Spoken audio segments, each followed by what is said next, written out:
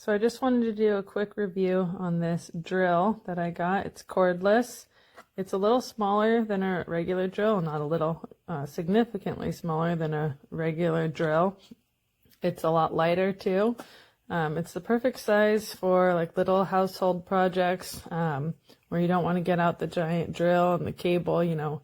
I was actually just using it the other day to tighten the knobs on my dresser, which they've been loose forever, but before I had this, the thought of getting out the big drill and plugging it in was just too much. They didn't bother me enough, but this drill is like the size of a hot glue gun, so it's perfect for small projects like that around the house. And it comes with a bunch of these perfect attachments. It has all the bits here, and it also has this cool thing, which is like an extension, which did help when I was doing the dresser because I was able to reach around the top of the dresser to get a better angle.